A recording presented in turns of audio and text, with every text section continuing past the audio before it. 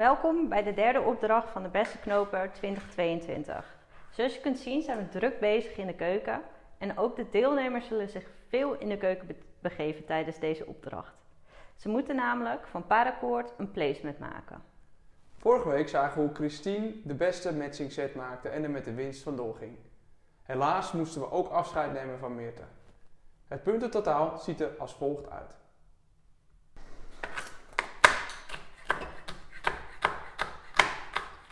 Zoals gezegd moeten de deelnemers deze week een placement maken. Voor deze opdracht hebben ze de vrijheid om zelf producten te bestellen. Dat belooft wat moois. De opdracht is eigenlijk vrij simpel. Maak een placement van minimaal 25 bij 25 centimeter.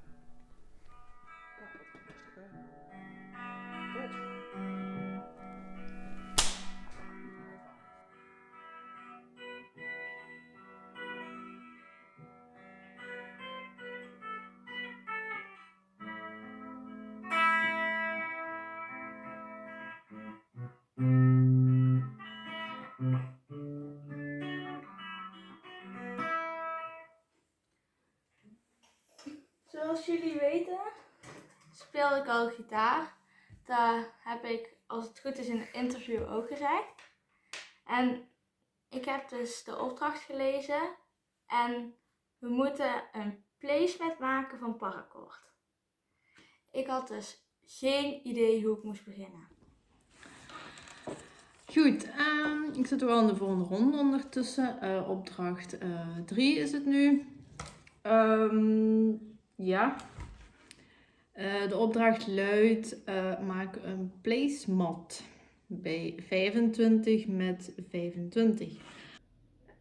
Nou ja, ik ben echt heel benieuwd. Ik vond het heel lastig om iets te verzinnen. Ik vond het wel heel erg moeilijk. Of ik vind het wel heel erg moeilijk. Ik denk ik ga haken. Want anders heb je gewoon zo'n geknoopt iets. Dat vond ik, alles wat je op internet van zag, dat vond ik wel heel erg simpel. Hey allemaal, ik ben heel blij dat ik door ben naar de volgende opdracht. Ik heb heel mooie punten gekregen voor de tweede opdracht. Heel mooi een lovende commentaar van de juryleden. En ook nog tips waar ik zeker verder mee aan de slag kan tijdens de volgende opdrachten. Opdracht 3 lijkt mij niet zo'n makkelijke, dus we moeten namelijk een placement maken. Hoi allemaal, ik ben door naar de volgende ronde. Jee, super blij mee. Ik heb vandaag mijn bestelling binnen gehad. Ik had voor deze 3 kleuren gekozen. Het is heel wat aan meters.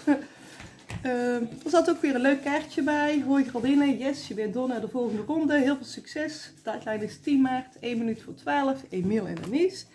En deze keer zat er weer wat lekkers bij. Altijd leuk voor tijdens het knopen om een paaseitje te eten. Hoi, daar ben ik weer. En door naar ronde 3. Ik wil nog wel eventjes mijn opdracht van de vorige keer laten zien. Opdracht 2 was een halsband en een lijn. Deze halsband is wat moeilijker dan de armband die ik bij de eerste opdracht heb gemaakt. En ze vonden hem echt super leuk. De kleurencombinatie vonden ze ook leuk gekozen. Het enige puntje wat ik wel kreeg was dat ik deze bronzen gouden bloemetjes heb gebruikt. En dan een zilveren sluiting. Dus daar kan ik de volgende keer ook nog wat aandacht aan besteden. Hallo iedereen, we zijn vandaag een klein weekje nadat we de opdracht gekregen hebben. En de opdracht is: maak een placemat van 25 cm op 25 cm minimaal. Een placemat, hoe begin je daar in godsnaam? Wat ga ik maken? Nou ja, ik vond het heel lastig. Ik ben uiteindelijk terechtgekomen op het Ashley Book of Knots. Dit is een boek die is in 1944 geschreven door Clifford Warren Ashley. Hij was kunstenaar, auteur, zeeman en knopenexpert. Hij heeft 11 jaar aan dit boek gewerkt en er staan meer dan duizenden knopen in. Het boek is uitgebracht in 1944. Nou ja, ik ga wel weven, wou ik wel zeggen. denk je, het is voor de hand liggend. Maar mijn placemat ga ik weven met 2 knopen. Nou, ik ga de koordjes afmeten op 2,50 meter. De opdracht was om een placemat te maken. Ik heb zitten denken, want ik had zoiets, wow, wat ga ik maken? Ik denk dat ik er wel uit ben om wat te gaan maken. Ik hoop ook dat het gaat lukken. Het is wel ook een uitdaging, maar dat is ook wel heel erg leuk. Dus. En zo ga ik alle koordjes afmeten van alle 3 de kleuren.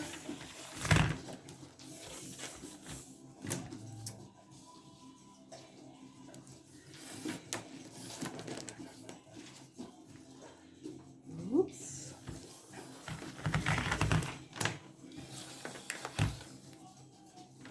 Zo. Nou, ik ga nog heel eventjes verder met het afmeten van de koordjes. En dan kom ik straks weer bij jullie terug. Er zijn wel een paar dingen die je kunt doen. Ik heb ook al een paar dingen geprobeerd. Er is ook al heel veel door de keuken uitgevlogen. Dat lukt me echt niet. Ik vind het echt een moeilijke opdracht. Ik heb gisteren mijn bestelling binnen gehad. Ik besteld dat. Want ja, ik weet ook niet... ik zie er veel dan met paracord maken. Dus dit is bijvoorbeeld al iets wat ik heb geprobeerd. Op zich ziet het er niet slecht uit. Buiten dat het nog een beetje moet worden aangetrokken. Maar ja, dat is nooit 25 op 25. Hè. Dit is zelfs maar 15 op 10. En ik heb het nog niet aangetrokken. Dus ben ik uiteindelijk gegaan voor, het even tonen, voor deze. Ik heb het getest. Ik heb het eerst op een klein modelletje getest, heel belangrijk, namelijk deze. Dus dit model is eigenlijk wel aardig gelukt, vond ik. En dan ben ik overgegaan naar het iets grotere model. Ik ga me er even bij zetten ook. Het is iets makkelijker. Dus dan ben ik overgegaan van het kleine model naar het grote model. En ik moet zeggen, dat is ook redelijk geslaagd. Nu heb ik ondertussen ook een verwerking erin gedaan, namelijk een rood lijntje. Zo zien jullie het iets beter. Dat zit nog gewoon los, dus kan ik er gewoon uittrekken. Dat is ook zeker nog niet mijn definitief model. Maar ik vond dat wel een tof iets, wat hopelijk nog gaat lukken binnen de tijd. Ik dacht dus, als ik nou van allerlei vakjes mijn gitaar ga ontwerpen zo. En als ik dan zo allemaal per vakje 2 knoopjes, dan heb je zo'n placement, zeg maar. En kijk. Oh. Dit lijkt best wel op elkaar. Dus de gitaar geïnspireerd natuurlijk. Zodat je van je ene hobby ook een andere hobby kan maken. Dus ik denk, ga haken. Ik bestel allemaal paracord 3. En, nou ja, ik weet niet of je het kan zien. Maar het gaat best wel heel erg moeilijk. En eigenlijk... Even kijken hoor. Even deze steek nog doen. Dan kunnen jullie een beetje zien wat ik heb gedaan.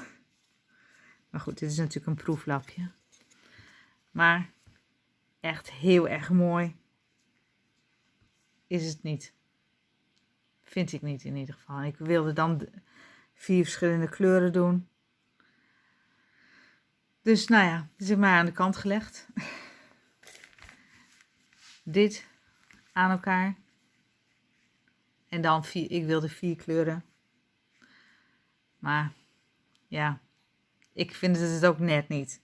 Met die gaten zo en dan dat daar dan een bruin dingetje door zit. Het wordt dan wel allemaal blauw, maar... Dus een paar keer gedaan, nog geprobeerd met kleuren overlopen. Maar nee, ook dat is het niet. Dacht ik. Dus ik had eerst al gedacht om die te maken met de Keltische knoop, maar dat heb ik eigenlijk al gedaan met sieraad bij de eerste opdracht, dus dat ga ik niet doen. Dat was mijn tweede idee eigenlijk om te werken met de Helmis First en die dan rijen maken en dan aan elkaar te naaien. Maar dan denk ik dat het heel krap is, dat het niet voldoende is met het budget. Nou, ik heb gisteren dus mijn touw opgehaald bij 123 Paracord, het bedrijf zelf. En ik heb 3 kleuren gekozen voor mijn placemat. Als eerste is wit. En ik heb alles al geknipt op lengte. En ik heb de mokka kleur.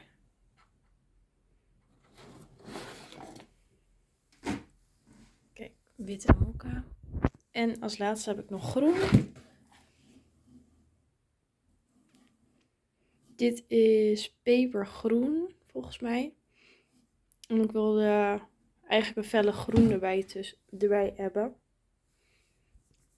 Ik heb zelf ook groen servies. En ik vind deze kleur daar echt heel mooi bij passen. Goed, ik ben bezig met opdracht 3. Ik had eerst paracord voor geprobeerd, maar dat lukte dus niet. Ik had ook ppm koord besteld, 6 mm.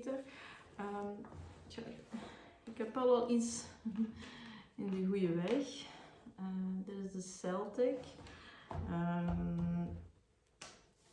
Ik heb 17 meter koord. Ik dacht, ja, dat gaat wel genoeg zijn. En ik ga echt, denk ik, net maar toekomen. Dus ik ben echt wel bijna rond. De andere heb ik al heel mooi gedaan. Dus zo het laatste stukje nog. Die moet het eronder. Zo, ik ben begonnen met een goede kleurencombinatie voor het echi. Dan kun je wel zien, ik heb hele lange draden, dus dat werkt best wel lastig. Kijk, dit is wat ik tot nu toe heb. Ik hoop maar dat het niet zo erg in de knoop komt dat het niet meer echt werkbaar is. Dus, maar ik ben nog maar bij de tweede rij en ik had uitgerekend dat ik iets van, wat was het nou? 29 rijen moest doen. Nou ja, dus ik ben nog wel even bezig. Dit is mijn jig. Deze jig heb ik zelf gemaakt. Wat heb ik eigenlijk gedaan? Ik heb gekeken hoeveel cirkeltjes wil ik. Het is namelijk een ander aantal dan wat op het plaatje staat. Alleen maar dat deze knoop is. Ik ben begonnen met 10 boogjes in het midden. En dan 20 naar buiten toe. Het midden wordt helemaal dicht gemaakt. En de buitenkant ga ik met een soort van gaten werken. Althans, dat hoop ik. Dat heb ik in mijn hoofd zitten. Het is niet gemakkelijk. Ik heb het nog nooit eerder gedaan. Ik ben een beetje proefstukjes gaan maken zonder de jig. En dat is lastig. En toen ben ik eigenlijk gekomen op van, ik ga zelf een jig ontwerpen. Dus die heb ik in getekend. En daar is dit uitgekomen. En we gaan zien of het gaat werken. Ik heb inmiddels wel mijn eerste opzetje gemaakt. En tot nu toe gaat het goed. En we gaan zien of de rest ook gaat lukken. Ik ben echt heel benieuwd. Het is niet dat ik dit dagelijks doe. Dus ja, het wordt spannend. Hey allemaal. Na veel denkwerk ben ik eigenlijk op het idee gekomen om iets uit te werken op leder. Ik heb ooit deze set eens cadeau gekregen. Dat is in het leder. Dus ik ga die nu oppimpen. En ik ga die omtoveren tot een paracord placemat. Qua knoop heb ik gedacht aan de Mouse Explosion. Dus ik heb daar mijn inspiratie gehaald en ik denk dat ik daar een gelijkend effect ga krijgen als hetgeen dat je krijgt met de Mouse Explosion als je die knoopt. Mijn eerste werk dat ik nu moet doen is eigenlijk allemaal gaatjes maken hierin, want ik moet het kunnen vlechten eigenlijk. Dus heb ik eventjes nagedacht qua afmetingen. Dus ik ga om de 3 centimeter rijen maken met gaatjes. En een beetje na de berekening ga ik om de 1,5 centimeter een gaatje moeten maken. Zodat ik eigenlijk een placemat eerst krijg vol met gaatjes. En die ga ik dan verder invlechten. Ik heb gekozen voor te werken met 5 kleuren. Die ga ik straks nog wel eens laten zien. Dus ik ga eerst aan de slag meten, aftekenen en gaatjes maken. Tot straks. Hoi allemaal, hier ben ik weer. Nou, dit was mijn eerste opzet. Dat was mijn idee. Maar helaas ging dat niet lukken met meerdere kleuren. Zoals je ziet, deze draad moest hier overheen. En dan zou de wieber aan één kant een andere kleur hebben. Dus daar heb ik mee moeten stoppen helaas. Heb ik een andere opzet gemaakt. Ik hoop dat dat gaat lukken, want ik had natuurlijk de koorden al geknipt. Dus ik ben nou dit aan het maken. En dan ga ik nu een stukje zitten knopen.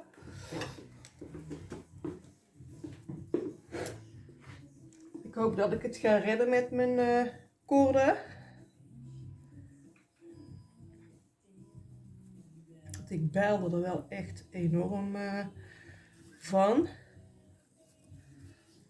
Maar hopelijk gaat het toch wel goed komen.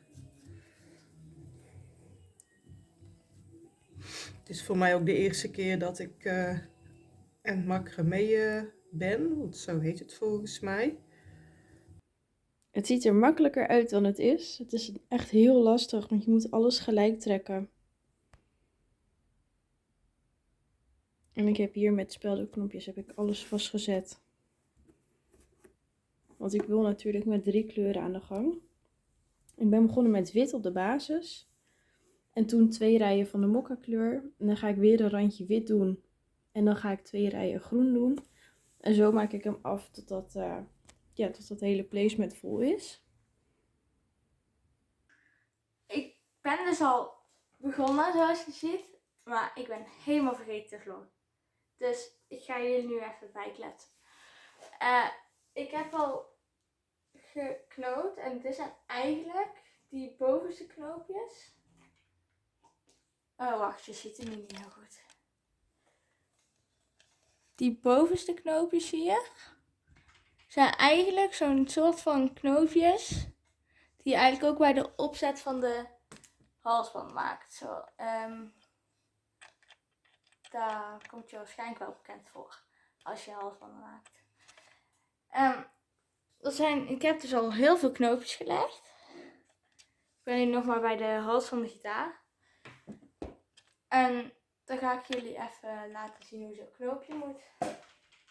Ik heb het trouwens op een andere manier gedaan dan eigenlijk moet. Want anders zou ik echt met zo'n hele rol de hele tijd over-onder. Dat is niet handig, want dan ben je dubbel zo lang bezig. Dus ik heb dus een manier gevonden. Dan hou je dit touwtje onder de touwtjes waarbij die er binnenin zitten, zeg maar. En dan maak je zo'n rondje van. Wacht, even in het groot. Zo'n rondje. En dan stop je daar die 2 touwen doorheen. En dan trek je hem aan. En dat doe je 2 keer. En zo heb ik eigenlijk de hele tijd al deze knoopjes gelegd.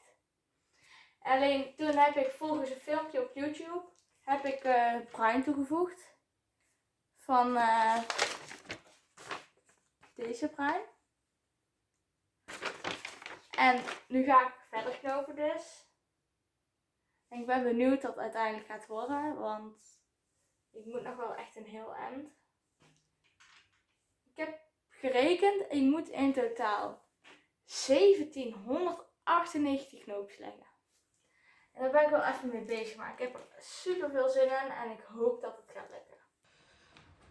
Op zich, eens als je hem door hebt, vind ik hem nog wel zo van om te doen. Maar ik heb echt gevloekt op dat ding. Want alles moet zo'n beetje evenredig blijven. Nou, blij dat ik wat minder koord heb ondertussen. Dat was echt een hel. Zo lang. 17 meter zo handelen is echt niet makkelijk. Zo. Oh, ik ben er echt bijna.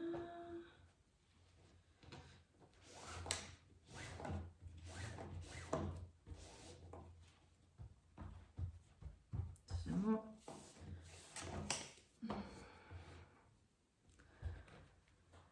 Ik ben dat echt moe. Het is nu ook, het is 1 uur 's nachts. Want ik heb alleen de tijd. Het is vandaag zondag.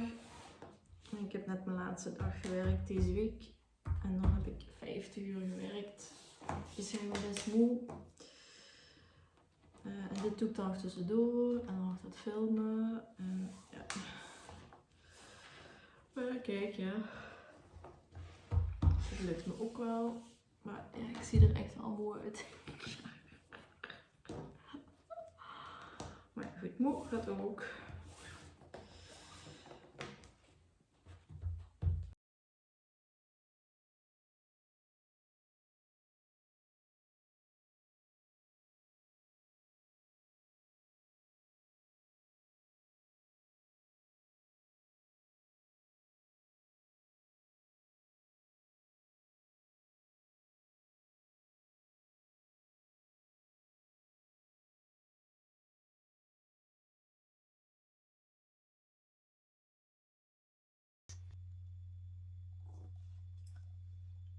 Ik ben nu aan het aftekenen, dus ik blijf hier 1,5 centimeter van de rand. Ga ik hier mijn eerste gaatjes in doen. Dus ik ga dat hier al aftekenen en ook hier al aftekenen. En dan gaan we straks een lijn trekken. Eigenlijk zou een langere lat moeten hebben. Dus 1,5 centimeter. Dus ik ga deze lijn al trekken. Van hier naar daar. Dus dat is mijn eerste lijn. En dan ga ik nu iedere keer 3 centimeter tussen laten. Dus 3, 6, 9, 12, 15, 18, 21, 24. Voilà. En dan komt mijn laatste gaatje netjes hier. En dan doe ik het gaatje deze kant van de dingen en die kant. Oké, zo ga ik eventjes verder aftekenen. En dan gaan we gaatjes beginnen ponsen. Tot straks. Oké, ik zou zeggen, weet je wat ik zie als ik gedronken heb? Allemaal gaatjes. Dus heel de placemat zit vol met gaatjes. Dus op de juiste afstand. En dan ga ik morgen aan de slag en proberen om de knoop te doen, hè, daartussen. En de hond denkt constant op de grond dat dit allemaal snoepjes zijn. Maar dit zijn geen snoepjes. Dit is leder. Het is niet om op te eten, hè. Nee, hè. Oké, de eerste draadjes zitten erin. Dus we gaan het patroontje proberen volgen. Dus de bruine gaat onder, boven, onder, boven. En die gaat dan door dit gaatje. Dus in het begin is het wel een beetje zoeken. Het is totaal nieuw. Voilà, die gaat hier mooi onder. En dan deze oranje. Die gaat altijd een gaatje opschuiven. Die gaat naar hier. Dus het strak trekken, dat kunnen we daarna nog. Dan gaat deze oranje terug door dit gaatje. Dus je gaat wel moeten zien dat steeds die draadjes mooi plat zijn. Maar daar hebben we, als de placemat volledig ingevlochten is, nog wel een trucje voor om die mooi plat te krijgen. Voilà. En dan zitten we terug verder.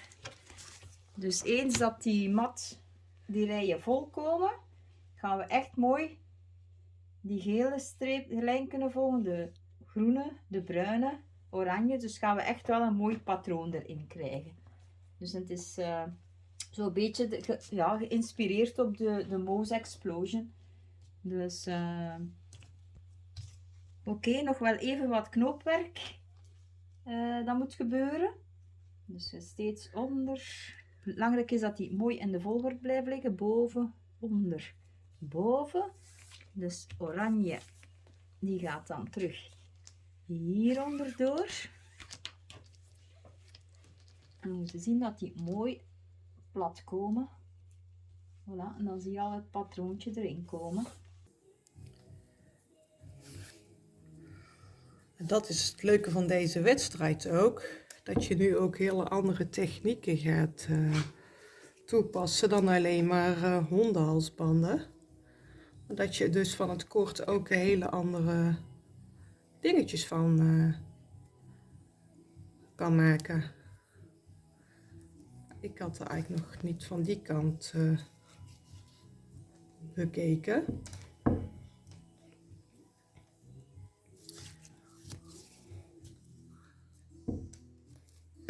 Zo, en dan beginnen we hier weer. Als je het niet aanstaat, dan begin je gewoon. Gisteren was ik het een beetje kotsbu. Ik had hem volledig mooi samengestoken. En plots was hij maar 23 of 25 niet meer.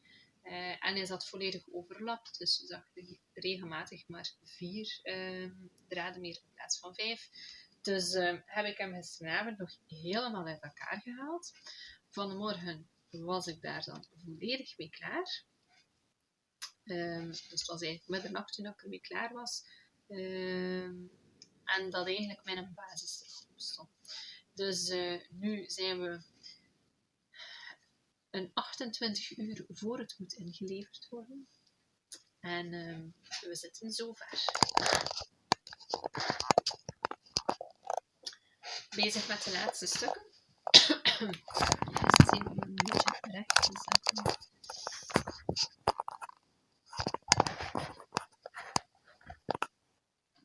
Zo, dit er zijn. Dus bezig met de laatste draad er opnieuw in te steken. Ik denk dat ik zo nog een meter of 6 heb liggen als ik een beetje goed kan hokken. En dan hebben we nog morgen ook nog een extra eraan te doen. Dus wat ga ik morgen doen? Morgen ga ik mijn kleuren erin verwerken.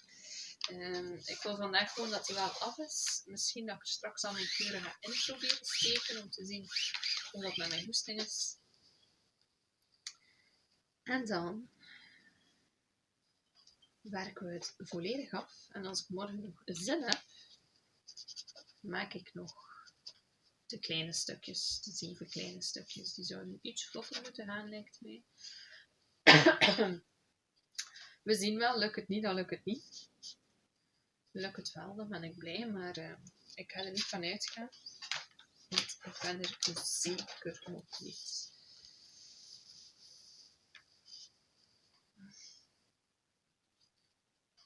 Ik heb mijn placement helemaal af, zoals je ziet.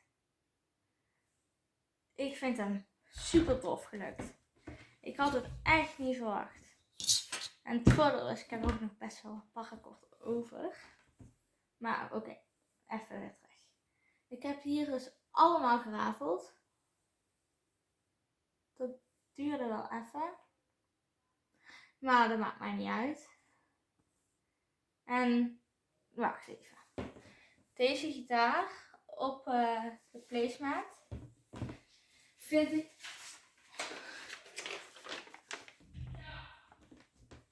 Oh, ik hoor net dat iemand heeft gescoord. Maar goed. Kijk. Mini. Echt. Ik vind hem ook best wel op mijn gitaar lijken. Dat is ook de bedoeling. Je kan natuurlijk ook zelf zoiets maken. Met dat je zo'n... Op Excel heb ik allemaal vierkantjes gemaakt. die ingekleurd. Maar kijk, wacht, dit is de achterkant. En dit is de voorkant. Ik ben benieuwd wat de jury ervan gaat vinden en of ik door ben naar de volgende ronde. Dus ik hoop dat jullie mij weer terugzien in de volgende aflevering. Tot de volgende keer.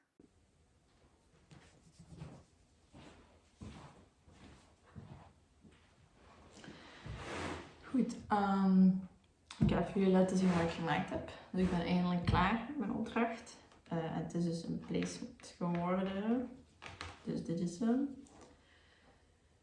Hij is 25 of 37 breed.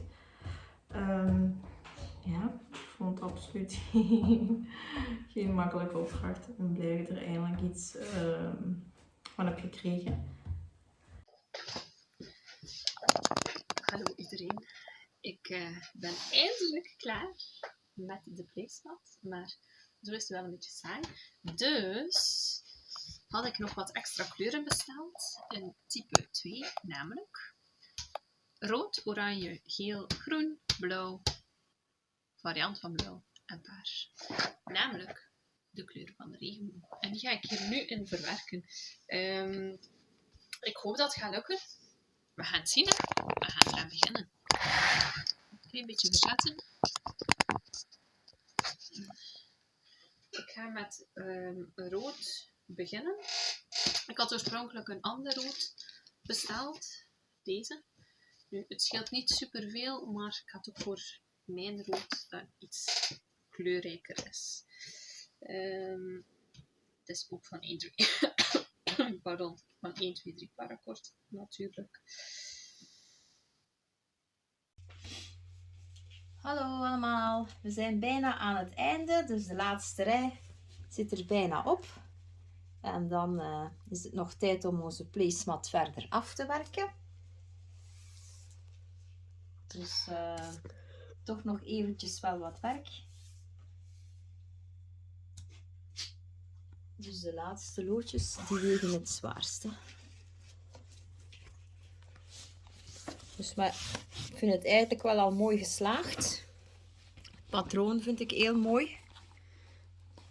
Hallo allemaal. Nou, mijn placemat is bijna af. Ik zal het jullie even laten zien.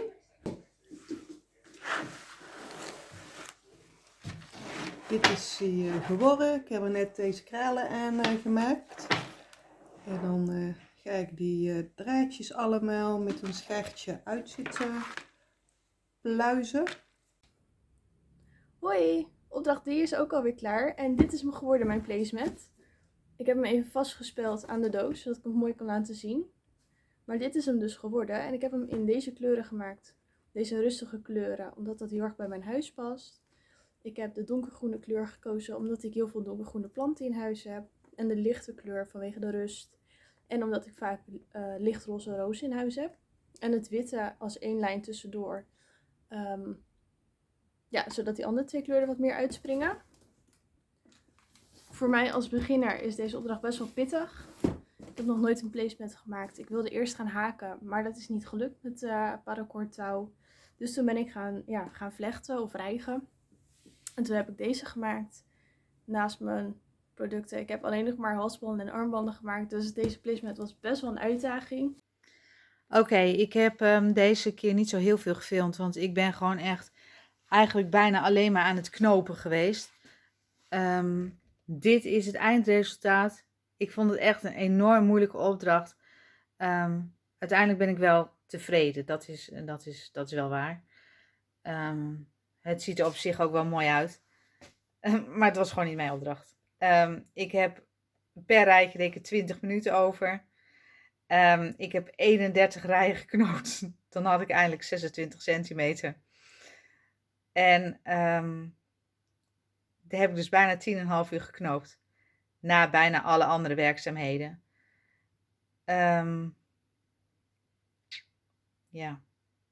Ik weet eigenlijk niet zo goed wat ik er allemaal nog verder moet vertellen. Ik hoop dat het voldoende is, want ja, het is op zich wel heel mooi geworden. Ik hoop dat het voldoende is voor een volgende ronde. En anders houdt het verhaal hierop. Hoi allemaal. Nou, even een iets ander filmpje dan normaal gesproken. Mijn telefoon is in de tussentijd kapot gegaan. Dus vandaar dat ik even een iets ander filmpje maak dan gebruikelijk. Zo fanatiek als dat ik was. Ik heb bij de Senos ringen gekocht. Stalen ringen. Precies 25 bij 25. En type 1 paracord besteld. Paars, neongroen, neonroze en wit. Het idee van mij was ontzettend leuk. Maar uitvoerbaar, dat werd even iets anders. Nou ja, goed. Het resultaat, sorry, dat was de achterkant. Mijn idee was om dus de vriendschapsstijl in het midden te doen. En eigenlijk 3 van dit soort rijen naast elkaar. Ja, echt ontzettend tijdrovend. Ik had een tweede ernaast gemaakt. Daar was ik mee begonnen. En omdat het patroon natuurlijk rond is, werd het steeds schever. Ik kwam niet meer op de juiste plekken uit om het aan elkaar te maken. Nou, alles weer losgeknipt. Vervolgens heb ik bedacht van, nou ja, goed, dan moet ik iets anders gaan verzinnen. Want ja, het moet toch dichtgemaakt worden. Nou, toen was ik dus begonnen met eigenlijk de gewone Cobra knoopjes. Oh, weer de achterkant, sorry. De Cobra knoopjes. Die kon ik dus mooi aan de zijrand vastmaken en dan door de knoop heen steken. Nou ja, goed, zoals je ziet, zie je hier de bevestiging ervan. Nou ja, al met al niet super storend. Nou, ik had dus verschillende kleuren gedaan van de Cobra knoopjes en conclusie, vreselijk. Heb ik er weer afgeknipt. Besloten om de Cobra knopen in het wit te doen en dan ook met wit aan elkaar te bevestigen. Ja, en toen was mijn wit ineens op. Dus ja, dan moet je plannen campagne. Nou, ik ben dus tot de deadline, 12 uur, heb ik precies de foto's ingestuurd. Niet af. Ik heb het niet gered. Nou, uiteindelijk, de punten zullen daar ook niet om liegen. Nou ja, goed, het idee was dus leuk om ze zo aan elkaar te bevestigen. Dan heb je een mooi geheel. Valt het ook minder op. Nou ja, het jammere was dat roze draad. Maar daarmee kon ik dus wel het patroon, wat in eerste instantie rond is, vierkant proberen te maken. Waardoor ik dus wat meer, ietsjes makkelijker alles kon gaan knopen.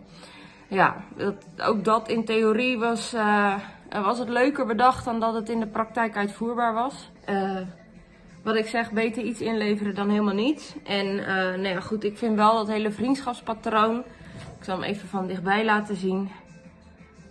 Ja, dat is wel echt super leuk om te knopen. Maar ja, goed, wat ik zeg, daarmee heb ik maar 1 klein deel van het geheel. Dus, ja, hopelijk naar de volgende ronde en dan ga ik knallen. Doei! De jury vindt je placement prima. Het functioneert, maar ze hadden meer verwacht. Ze hopen dan ook dat je bij de volgende opdracht jezelf meer uitdaagt. De jury is razend enthousiast. Ze vinden je kleurgebruik geweldig en zien dat je voor een moeilijkere knoop bent gegaan. Het enige puntje van kritiek wat ze leveren is dat de gaten niet helemaal ideaal zijn voor een placement. De jury vindt het jammer dat je placement niet af is. Ze zien wel dat je niet de eerste en beste hit van Google hebt gebruikt, waardoor ze je punten geven voor creativiteit. Helaas moeten ze punten aftrekken voor de afwerking en verplicht onderdeel.